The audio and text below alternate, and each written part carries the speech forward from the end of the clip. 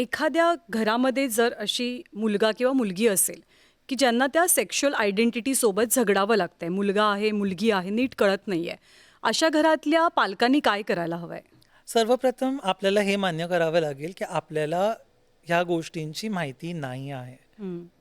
आपण एका सल्लागाराची मदत घ्यावी.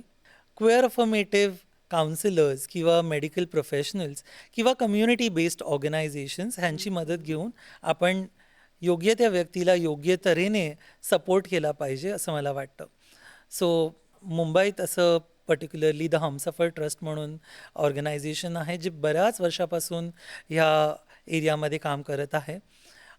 ट्वीट फाउंडेशन आहे जे की ट्रान्सजेंडर वेलफेअर इक्विटी आणि एम्पॉवरमेंट ट्रस्ट आहे जे फक्त ट्रान्सजेंडर व्यक्तींना किंवा नॉन बायनरी व्यक्तींनाही त्यांचा जो प्रवास आहे तो सोपा करण्यासाठी मदत करते. जसे की त्यांना राहण्यासाठी जागा, त्यांना काही गोष्टींचं प्रशिक्षण देणं, इतकंच नाही तर जॉबच्या संध्याही त्यांना निर्माण करून देण्याचा प्रयत्न करत आहे.